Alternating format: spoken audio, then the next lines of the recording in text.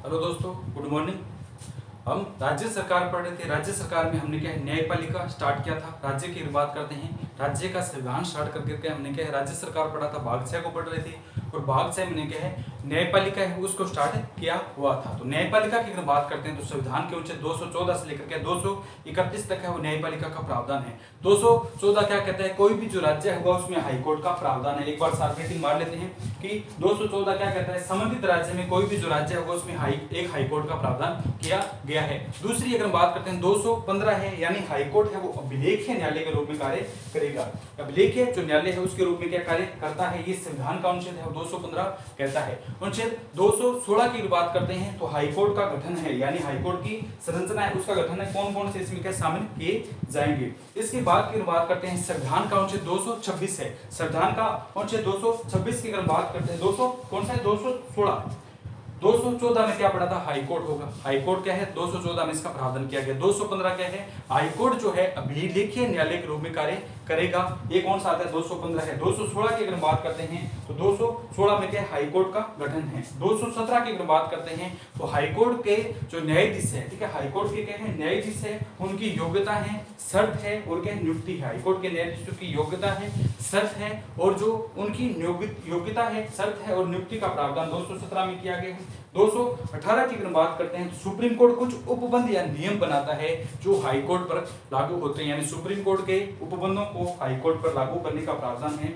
वो किस में है, 218 में है। 219 की अगर बात करते हैं हाईकोर्ट के जो न्यायाधीश होंगे, 219 क्या कहता है, हाईकोर्ट के जो न्यायाधीश होंगे वो किस प्रकार शपथ लेते हैं, इसका प्रावधान है 219 में दिया गया है। 220 की अगर बात करते हैं तो कोई भी क्या है, हाईकोर्ट का न्यायाधीश है, ठीक है, कोई भी जो है हाईकोर्ट का न्यायाधीश है, अगर वह अपने पद से सेवानिवृत्त हो जाता है तो वो किसी अन्य न्यायालय में, राज्य के न्यायालय में क्या वकालत नहीं करेगा। लेकिन इसमें क्या है, ये सुप्रीम कोर्ट में क्या है, न्यायाधीश व वकालत वकील के रूप में कार्य कर सकता है, लेकिन राज्य में किसी भी प्रकार का ऐसा प्रावधान नहीं किया गया है। 221 क्या कहता है कि हाईकोर्ट के न्यायाधीश होंगे, ठीक है, 221 क्या कहता है, हाईकोर्ट के जो न्यायाधीश होंगे उनके जो वेतन भत्ते हैं वो भारत की संचित निधि है, भारत की संचित निधि से क्या है, दे होंगे, यानी हाईकोर्ट के वेतन भत्ते के न्यायाधीशों के संचित निधि से दे होंगे, संचित निधि द्वारा क्या है, दिए जाएंगे, ठीक है। तो संचित निधि जानते हैं संविधान का अनुच्छेद 266 है, इसमें संचित निधि होती है जिसमें पैसों का खजाना होता है, पैसे रखे जाते हैं, इनसे क्या इनको वेतन दिए जाते हैं, ठीक है। इसके बाद की अगर बात करते हैं तो राष्ट्रपति है, ठीक है, राष्ट्रपति के द्वारा जो न्यायाधीश हैं उनका स्थानांतरण है, राष्ट्रपति के द्वारा न्यायाधीशों का स्थानांतरण है वो 222 में दिया गया है। 222 क्या कहता है कि राष्ट्रपति के द्वारा न्यायाधीशों का स्थानांतरण कर सकते हैं। 223 क्या कहता है, यदि हाईकोर्ट का मुख्य न्यायाधीश पद पर न हो तो ऐसे में अन्य न्यायाधीशों में से एक न्यायाधीश को राष्ट्रपति द्वारा क्या पद पर नियुक्त किया जा सकता है। 224 की अगर बात करते हैं, अपर या कार्यकारी न्यायाधीश यानी कार्य की भार ज्यादा होने के कारण क्या है, किसी अन्य न्यायाधीशों को पद पर नियुक्त कर दिया जाता है। 225 की बात करते हैं, हाईकोर्ट के क्षेत्राधिकार है। 225 क्या कहता है, हाईकोर्ट के कुछ क्षेत्राधिकार रखे गए हैं। 226 में क्या है, हाईकोर्ट के द्वारा मूल अधिकारों के संरक्षण के लिए क्या है, जो रिट संबंधित जो प्रावधान है वो किस में दिए गए, 226 में दिए गए हैं। ये क्या था हमारा 214 से क्या है 226 तक है। इसके पहले सेशन में हमने चर्चा की थी। अब हम आ जाते हैं संविधान का अनुच्छेद क्या है, 227 है। 227 क्या कहते हैं, सभी न्यायालयों के अधीक्षण की शक्ति क्या है, सभी जो न्यायालय हैं, ठीक है, राज्य के कोई भी जो न्यायालय है उनकी अधीक्षण की शक्ति किसके पास होगी, हाईकोर्ट के पास होती है, ठीक है। ये कौन सा आता है, अनुच्छेद 227, अनुच्छेद 227 है, यानी राज्य के सभी न्यायालयों की, राज्य के सभी न्यायालयों की, न्यायालयों कौन से न्यायालय है, न्यायालयों की, राज्य के सभी न्यायालयों के अधीक्षण, कौन सी क्षण है, अधीक्षण की शक्ति हाईकोर्ट के पास होगी, के पास समझिए इसको क्या कहना चाह रहे हैं कि किसी भी राज्य में है, कोई भी राज्य है, पंजाब है, यूपी है, हरियाणा है, राजस्थान है, गुजरात है, कोई भी राज्य होगा उसका एक हाईकोर्ट होगा, एक हाईकोर्ट होगा। इसके अलावा निम्नतम न्यायपालिका भी होगी, ऐसा नहीं हाईकोर्ट ही चल रहा है। तो संबंधित राज्य है उसमें हाई कोर्ट होगा, लेकिन छोटे छोटे जो जिले भी हैं, तहसील है, उनमें भी क्या है जो न्यायपालिका है वो होगी। तो वो जो न्यायपालिका है वो किसके अधीक्षण होगी? हाई कोर्ट के पास उसके जो मामले हैं वो अधीक्षित रखे जाएंगे, यानी राज्य के सभी न्यायालयों के अधीक्षण की शक्ति हाई कोर्ट के पास होगी। हाई कोर्ट को यह स्वतंत्रता है, यह अधिकार है, वो राज्य के किसी भी, अपना जो राज्य है राजस्थान के हैं, जैसे राजस्थान राज्य किसी भी न्यायालय में किसी भी मामले को उठाकर अपने पास मंगवा सकती है कि इसकी हमें डिटेल चाहिए, यानी उसको अधीक्षण का अधिकार है। ये किसी भी न्यायालय में, कोई भी न्यायालय हो, चाहे तहसील का हो, चाहे राज्य के जिले का हो, कहीं पर हो, छोटे से कस्बे का कोई न्यायालय क्यों ना हो, उसके भी मामले के हाई कोर्ट अपने पास मंगवा सकती है। तो इसमें क्या कहा गया है कि राज्य के सभी न्यायालयों के अधीक्षण की है, ठीक है। तो कोई भी राज्य होगा उसके अधीक्षण की है, यानी उसके अधीन होंगे सारे जो न्यायालय होंगे, राज्य के सभी जो न्यायालय है वो हाई कोर्ट के अधीन हो गए, यानी अधीक्षण की शक्ति है हाई कोर्ट के पास होती है। इसका जो परंपरा है, इसका संविधान के अनुच्छेद की अगर बात करते हैं 227 में ब्यौरा दिया गया है, ठीक है। इसके बाद की बात करते हैं हाई कोर्ट 228 है। 228 अनुच्छेद क्या कहता है? कोई महत्वपूर्ण मामला है, कोई क्या है महत्वपूर्ण मामला है, उसमें हाई कोर्ट अपना अंतकरण या स्थानांतरण कर सकती है। कोई भी क्या है किसी को लेकर के, जैसे क्या है देश हितैषी मामला है, या किसी व्यक्ति को क्या देशद्रोही का जो मुद्दा है, किसी भी मुख्य मुद्दे को लेकर के है हाई कोर्ट उसमें अपना क्या है हस्तक्षेप कर सकती है। तो इसमें क्या लिखा गया? अनुच्छेद 228 क्या कहता है? किसी महत्वपूर्ण मामले में,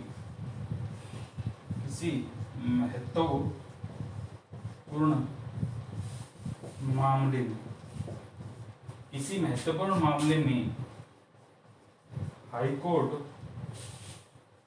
हस्तक्षेप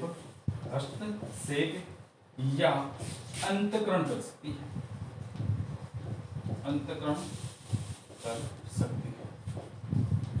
जिससे क्या कहना चाह रहा है कि कोई मामला है, ठीक है, कोई क्या मुख्य मुद्दा है, किसी व्यक्ति को क्या है पकड़ा गया है, किसी व्यक्ति को जैसे पकड़ा गया है, उसको जेल में डाल दिया गया, बाद में पता चला कि यह किसी देशद्रोही संस्था से जुड़ा हुआ, भारत के साथ क्या है ये विश्वासघात कर है। तो ऐसे मामले में हाई कोर्ट उसमें हस्तक्षेप करेगा और उस मामले को क्या सुनवाई और जो भी परंपराएं हैं, जो भी उसमें वाक्य हैं वो अपने पास रखेगा।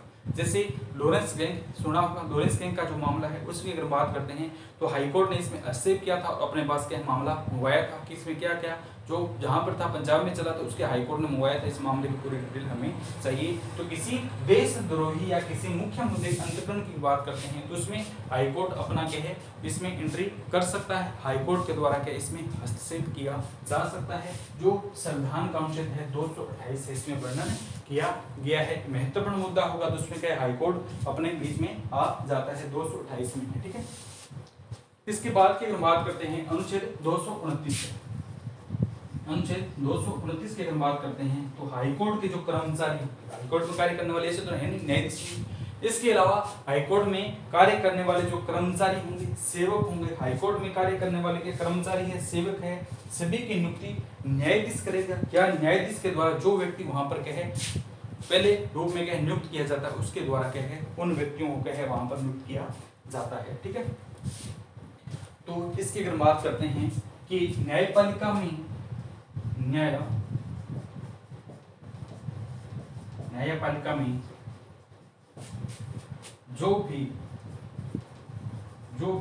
सेवक व कर्मचारी कार्य करते हैं उनकी नियुक्ति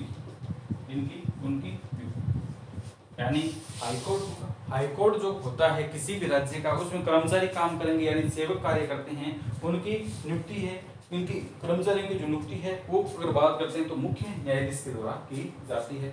कोर्ट का मुख्य न्यायाधीश है वो उनकी क्या नियुक्ति करता है। तो मुख्य न्यायाधीश अगर नियुक्ति नहीं करता है तो उसके द्वारा नियुक्त कोई अन्य न्यायाधीश है वो उनको नियुक्ति करवाएगा। तो न्यायपालिका में जो भी सेवक या कर्मचारी कार्य करते हैं उनकी नियुक्ति मुख्य न्यायाधीश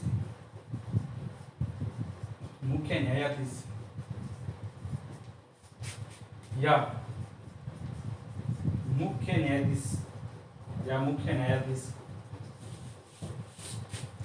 न्यायाधीश के द्वारा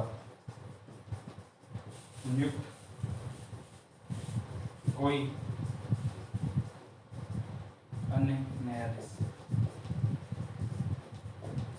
ठीक है, तो हाईकोर्ट होंगे, हाईकोर्ट की बात करते हैं, कर्मचारी होंगे, सेवक होंगे, जो भी कार्य करते हैं उनकी नियुक्ति क्या है, हाईकोर्ट का जो मुख्य न्यायाधीश है उसके द्वारा की जाएगी। अगर वह नहीं करता है तो किसी अन्य न्यायाधीश को यह जिम्मा सौंप देता है कि जिनकी भी नियुक्ति की जाए इस आधार पर की जाए। जैसे अपने कार्य संसाधन की बात करते हैं, अपने कोई भी कार्य होते हैं, अपना कोई भी कार्य क्षेत्र जो मालिक होता है वो इनकी नियुक्ति करता है, देखता है, डिटेल जांचता है। ठीक है, या मालिक को टाइम नहीं है तो इसको अपने जो मुनीम होता है अन्य सदस्यों को कहता है कि इनके बारे में आप जांच परख कीजिए और उनको नियुक्त कर सकते हैं। इसी प्रकार 229 में गए हाईकोर्ट में जो सेवक या जो कर्मचारी होते हैं उनकी नियुक्ति का जो प्रावधान है, या तो हाईकोर्ट का मुख्य न्यायाधीश स्वयं अपने पास रहेगा या अन्य को दे देता है। 230 की अगर बात करते हैं कि हाईकोर्ट की है, ठीक है, हाईकोर्ट जो भी होगा उसकी संघ क्षेत्राधिकार शक्ति का प्रावधान है, यानी संघ के जो शक्ति होती है हाईकोर्ट की अगर बात करते हैं, हाईकोर्ट की अधिकारिता क्षेत्र है उस संघ शक्ति का क्या है, विस्तार होगा। यानी हाईकोर्ट की जो अधिकार शक्ति है उसमें संघ शक्ति का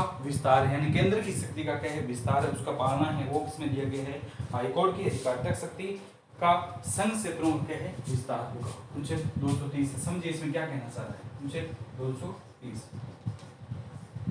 हाईकोर्ट की अधिकारिता शक्ति में संघ शक्ति का विस्तार है, यानी हाईकोर्ट होगा उसके अधिकार होंगे। हाईकोर्ट के कोई भी क्या उच्च न्यायालय होते हैं उनके क्या स्वयं के अधिकार होते हैं, उनके अधिकार क्षेत्र होते हैं। ठीक है, इसमें अगर बात करते हैं इसमें संघ क्षेत्र है वो विस्तार कर सकती है, संघ शक्ति का विस्तार कर सकती है। हाईकोर्ट है उसमें अपने अधिकार क्षेत्र यानी इस मामले को अपने पास रखेगा, इस मामले को जाने देगा, ये मामले पर सुनवाई करेगा, इस पर नहीं करेगा, ये अधिकार जो क्षेत्र है वो हाईकोर्ट के होंगे। इसमें संघ शक्ति का विस्तार है, यानी संघ की जो शक्ति है, केंद्र की शक्ति है, इसमें विस्तार कर सकती है, इसके जो अधिकारिता क्षेत्र है उसको बढ़ा सकती है। ये संविधान का अनुच्छेद 230 है, इसके बारे में डिटेल देता है। इसके बाद आ जाता है 231 है। ठीक है, 231 की बात करते हैं, 2 या 2 अधिक राज्यों में एक हाईकोर्ट होगा। अनुच्छेद 231 क्या कहता है, 2 या 2 से अधिक राज्यों में, 2 या 2 से अधिक राज्यों में एक हाईकोर्ट होगा या हो सकता है। इसमें 214 क्या कहता है, किसी भी राज्य में एक हाईकोर्ट का प्रावधान है, यानी कोई भी राज्य होगा उसमें क्या न्यूनतम एक हाईकोर्ट का प्रावधान रखा गया है। लेकिन 231 क्या कहता है, 2 या 2 से अधिक राज्यों में एक हाईकोर्ट हो सकता है, यानी संयुक्त हाईकोर्ट का प्रावधान है। जैसे पंजाब और हरियाणा की बात करते हैं तो पंजाब एंड हरियाणा हाईकोर्ट बना हुआ है, ये 2 राज्यों का है, पंजाब और हरियाणा दोनों राज्यों का है। ये क्या है, 231 में इसका विवरण है वो दिया गया है कि 231 में क्या 2 या 2 से अधिक राज्यों में क्या है संयुक्त रूप से क्या हाईकोर्ट का प्रावधान है वो दिया गया है। तो ये हमारे क्या थे मुख्य 214 से लेकर 231 तक क्या थे इसके अनुच्छेद। 214 से लेकर क्या 231 तक है हाईकोर्ट के मुख्यतम अनुच्छेद। अब ये हाईकोर्ट कंप्लीट होता है, उच्च न्यायालय है, इसके जो डिटेल है वो हम चर्चा में पढ़ेंगे। लेकिन ये भाग के 6 पढ़ रहे हैं, 2 भाग 6 की अगर बात करते हैं तो ये हम कहां से पढ़ेंगे, 251 से कितने आते हैं, अगर बात करते हैं 1 से 4 संघ व राज्य क्षेत्र है, 5 से 11 नागरिकता, 12 से 35 मौलिक अधिकार, 36 से 51 नीति निर्देशक तत्व है, 52 से 151 केंद्र सरकार है, 152 से क्या 237 तक पढ़ेंगे। भाग कौन सा है 6 में, लेकिन हमने कहां तक पढ़े हैं अभी 231 तक पढ़े हैं, तो 6 इसमें अनुच्छेद और ही जाते हैं, इसके बारे में थोड़ा सा डिटेल देख लेते हैं। इतने पास में आ गए तो 6 को क्या छोड़ेंगे, 6 के बारे में चर्चा कर देते हैं। वैसे हाईकोर्ट का प्रावधान कितने हैं 231 तक दिया गया है। इसके बाद में जो न्यूनतम न्यायालय आ जाते हैं उनके बारे में चर्चा है वो 6 अनुच्छेदों में दी गई है। तो थोड़ा सा क्या इनके बारे में देख लेते हैं कि जो 200 अगर बात करते हैं 37 है, 231 है, 32 है, इनमें क्या विवरण है वो दिया गया है। थोड़ा सा बस 5 मिनट का समय लगेगा, फिर ये क्या है हमारा पूरा हो जाएगा। इसके बाद की बात करते हैं तो फिर चले जाएंगे हम राज्य की बात करते हैं, आयोग है उनमें क्या एंट्री करेंगे। तो थोड़ा सा देख लेते हैं कि संविधान का अनुच्छेद 232 है, संविधान का अनुच्छेद 232 की बात करते हैं, निराश्रित या अधीनस्थ न्यायालय है। तो अनुच्छेद 232 क्या कहता है, निराश्रित, कौन सी श्रित है, निराश्रित या अधीनस्थ न्यायालय,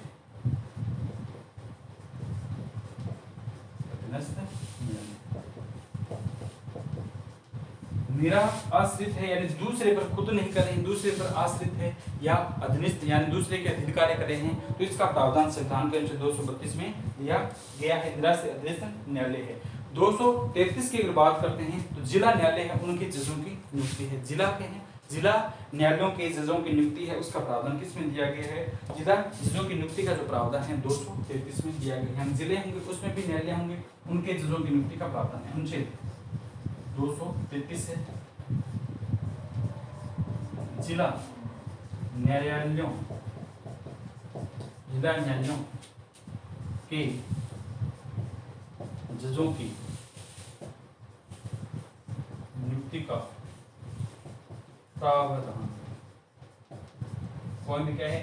जिला न्यायालय होंगे, उनके जज होंगे, उनकी नियुक्ति किस आधार पर की जाएगी, इसका जो प्रावधान है वो 233 में दिया गया है। ठीक है, इसकी बात करते हैं 234 है, अनुच्छेद 34 की बात करते हैं, अनुच्छेद 234 है।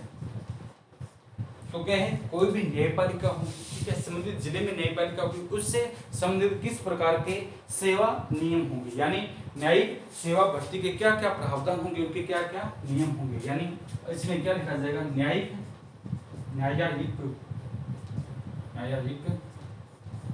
सेवा भर्ती संबंधी प्रावधान।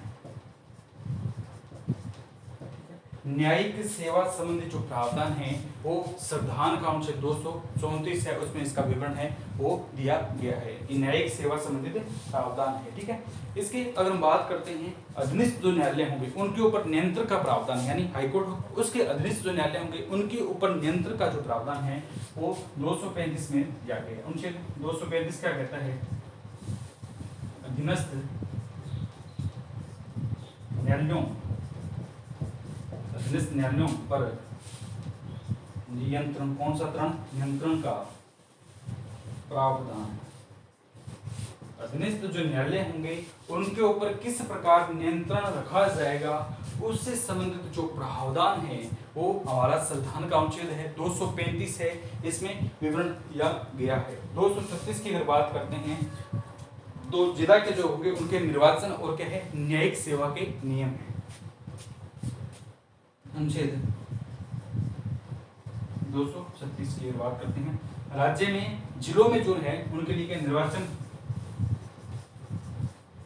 वह सेवा नियम। जिस प्रकार हाईकोर्ट होता है राज्य में, उसी प्रकार जिलों में जब न्यायपालिका चलेगी तो उनसे संबंधित क्या उनका निर्वाचन किस आधार पर होगा और उनके लिए किस प्रकार सेवा नियम होंगे। ठीक है, न्यायिक के सेवा के नियम होंगे और कौन से निर्वाचन है। ठीक है, निर्वाचन कर सकते हैं, सेवा नियम या क्या है? न्यायिक सेवा, न्यायपालिका में कार्य करेंगे तो किस प्रकार के हो जाएंगे, या इसे आप लिख सकते हैं न्यायिक सेवा के नियम।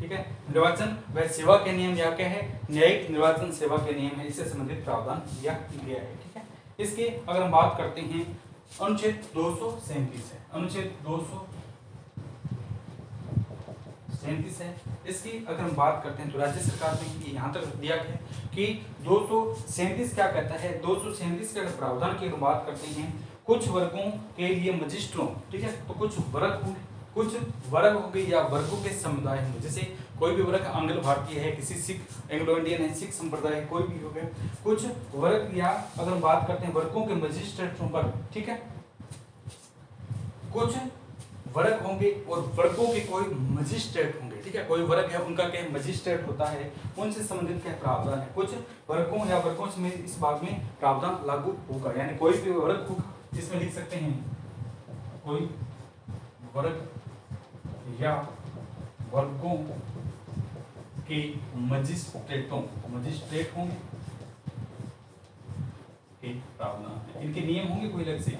कोई क्या है? वर्ग होगा, कोई विशेष वर्ग होता है, ओबीसी है, जनरल है, कौन सा है? अगर जनरल है, ओबीसी है, एससी है, एसटी है, ये अलग अलग वर्ग होंगे, इनके लिए अलग से वर्गों के मजिस्ट्रेटों का जो प्रावधान है वो संविधान के अनुच्छेद है 237 में दिया गया है। 237 में इसके बारे में जो विवरण है वो दिया गया है। तो ये क्या था? इसमें ये था बागस्या में के यहाँ तक वर्णन था। इसके बाद की बात करते हैं तो एक अनुच्छेद आता है 238 है, जो इस प्रकार है, निराश्रित है, खाली रखा गया है। 238 के अनुच्छेद की बात करते हैं तो ये क्या खाली रखा गया है। अनुच्छेद 238 है, किस प्रकार का है, निराश्रित है, आज तक है खाली रखा गया, निराश्रित या खाली। अनुच्छेद 238 क्या रखा गया है, निराश्रित है, खाली है। तो ये क्या है, 1 से 4 संघ उसका राज्य क्षेत्र है, 1 से 4 संघ उसका राज्य क्षेत्र है, 5 से 11 नागरिकता है, 12 से 35 मौलिक अधिकार है, 36 से 51 नीति निर्देशक तत्व है, और 52 से 151 केंद्र सरकार है, 152 से 237 राज्य सरकार है, और 238 की अगर हम बात करते हैं तो 238 में क्या है, इसे निराश्रित या खाली रखा गया है, आज तक है। 239 की अगर हम बात करते हैं तो राज्य संबंधित प्रशासनिक जो ढांचे का ब्यौरा है उसमें विवरण दिया गया है कि अगर हम बात करते हैं इसकी अगर बात करते हैं कि राज्य में किस प्रकार का प्रशासन होगा, किस प्रकार आरएस होंगे, आरपीएस होंगे, आरसीएस होंगे, इस प्रकार प्रशासन संबंधित प्रावधान है। तो अनुच्छेद है 239 है, राज्य में प्रशासनिक प्रावधान है, प्रशासनिक प्रावधान यानी राज्य में किस प्रकार का प्रशासन होगा, किस प्रकार का ढांचा होगा, उससे संबंधित जो प्रावधान है वो 239 में दिया गया है। ठीक है, 239 में दिया गया है। 40 की बात करते हैं कि राष्ट्रीय के लिए कोई है उसके लिए क्या है, नियम बनाएगा। ठीक है, कोई भी नियम है बनाए जाते हैं, नियम और क्या है, कानून है। ठीक है, नियम व क्या कानून की अगर बात करते हैं तो कौन सा होता है, कोई भी जो क्या है नियम व कानून है तो राष्ट्रपति के द्वारा किसी भी क्या है नियम व कानून संबंधित प्रावधान है वो 240 में दिया गया है। तो अनुच्छेद 240 क्या है, नियम व कानून है। अनुच्छेद 240 है नियम व कानून संबंधित प्रावधान। ठीक है, किसी भी राज्य को कोई कानून या नियम की बात है, इनको अलग से पढ़ेंगे। भाग 7 की बात करते हैं तो ये अलग से स्टार्ट हो जाएंगे, 38 को निराश्रित रखेंगे और इसके बाद में 239 से स्टार्ट हो जाएंगे, तो ये क्या अलग से पढ़ेंगे। ठीक है, 40 में क्या है, इसके द्वारा किया जाता है। ठीक है, इसके बाद की बात करते हैं 241 में है, 241 क्या कहता है, संघ राज्य क्षेत्रों के लिए, संघ राज्य क्षेत्रों के लिए हाईकोर्ट का प्रावधान। कोई भी संघ राज्य क्षेत्र है उसके लिए हाईकोर्ट का प्रावधान है वो किया गया है। ये कौन सा किया गया है, संविधान का अनुच्छेद 241 में। ये भी उसमें याद रखेंगे, जो हाईकोर्ट के अनुच्छेद है उसमें क्या 241 का विशेष प्रावधान रखेंगे कि संघ राज्य क्षेत्र में क्या हाईकोर्ट का प्रावधान है। ठीक है, अनुच्छेद 242 की बात करते हैं तो ये राज्य के लिए क्या है, राज्य के लिए अलग से विवरण है। अनुच्छेद 242 से राज्य उपबंध निराश्रित प्रतिबंध, राज्य उपबंध निराश्रित प्रतिबंध है, इनसे संबंधित क्या इसमें बातें दी गई है। तो ये क्या है, हमारे अनुच्छेदों की बात करते हैं तो 214 से 231 तक है। इसके साथ हमने क्या थोड़े से और पढ़ दिए है, यानी इनको खींचकर हम कहाँ 242 तक ले आए हैं। लेकिन इसकी अगर बात करते हैं भाग 6 में हमारे कहाँ तक आएंगे, 237 तक आएंगे, जिसका हम पढ़ेंगे। इसके बाद 238 खाली रखा जाएगा, 7वां 8वां। इसके बाद में चलेंगे कि कौन से आते हैं, केंद्र राज्य प्रशासनिक विधायी संबंध है, केंद्र राज्य प्रशासनिक वित्तीय संबंध है, ये हम क्या है इससे चर्चा करेंगे। तो 214 और 231 है। इसके बाद में कल हम हाईकोर्ट है उसके बारे में डिटेल पढ़ेंगे। तो ये क्या मुख्य मुख्य अनुच्छेद थे, एक बार देख लोगे तो आपको अच्छा लगेगा तो देख लेना। वैसे क्या सभी के ये जरूरी नहीं है, पीसीएस है मुख्य परीक्षाएं उनमें ये डिटेल से पूछे जाते हैं, तो कोई देखना चाहिए देख ले। इसके बाद में हाईकोर्ट के डिटेल पढ़ेंगे, यानी कितने इसमें न्यायाधीश होते हैं, किन की नियुक्ति किस प्रकार की जाती है, किस प्रकार के विवरण है वो लिया गया है। ठीक है, तो उसके चर्चा के हम अगले सेशन में करेंगे। ओके दोस्तों, थैंक यू।